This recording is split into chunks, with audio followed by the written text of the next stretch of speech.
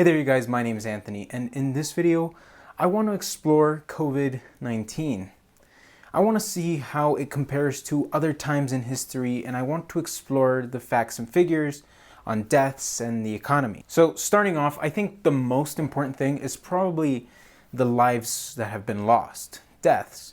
So let's take a look at that first. In the past 200 years, there's been about 4 major times in which there was mass death and terrible situations. So let's take a look at those 4 times in history. So the first thing in 1876 was the large-scale famine that broke out. Later in 1914 was World War I. A couple years later, in 1919, was the Spanish flu. In 1940 was World War II. The famine in 1876 killed over 5.5 million people. 5.5 million deaths, that's a lot. Now, it's serious.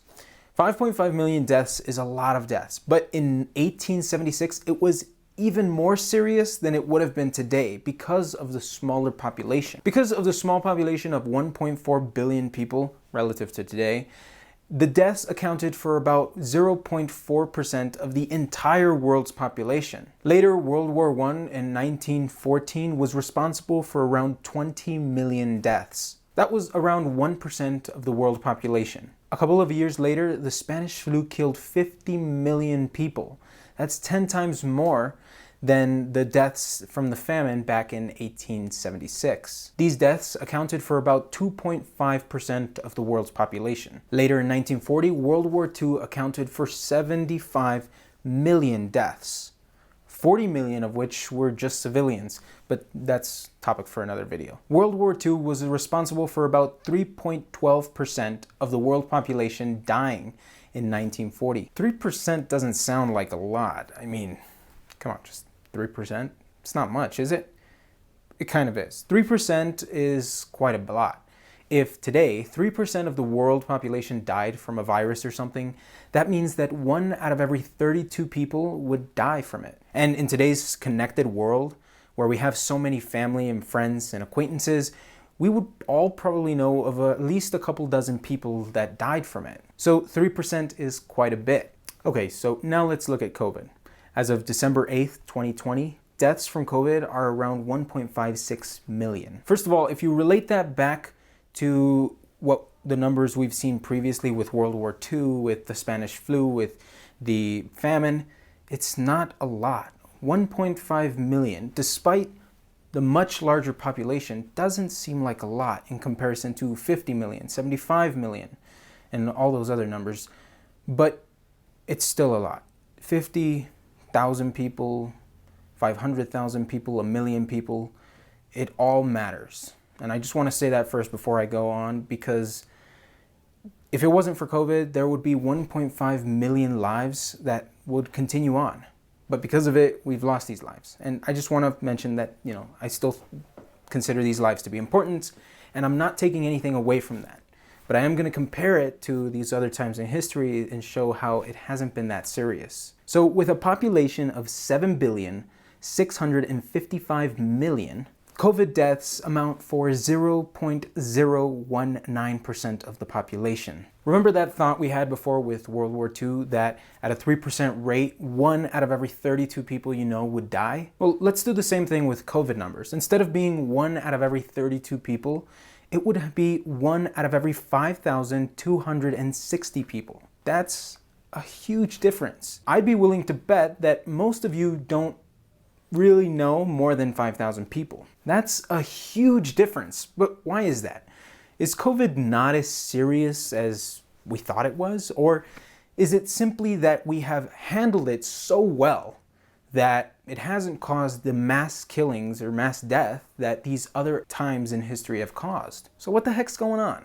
I mean, the reasons for this are a lot, and it's way too difficult to put it all into a little explanation, and it's even way too complicated for myself to understand fully. Relative to the other times in history, it's very low, even if you go by numbers. Forget about the increasing population from 2 billion to 7.6 billion.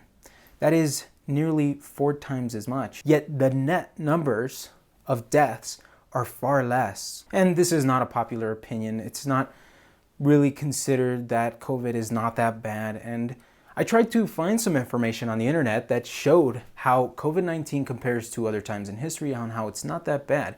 And I struggled to find it. If I would look for information, it would come up, articles that would say why COVID-19 is so bad. Well, most of these news medias are focused on all of the bad parts of this and not really focused on the good things. And I know this is a bad thing, but something can be both good and bad, kind of like it was stated in the book of Factfulness.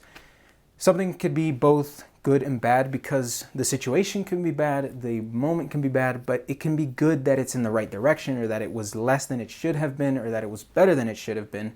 And in this case, I believe that that's the case, that it's bad and good at the same time, that it wasn't worse. And there's so many other things that year by year kill a lot of people, millions of people, that we don't, shut everything down for. And, it's something that is complicated, and it's not the same thing, but millions of people die from heart disease and other things like that.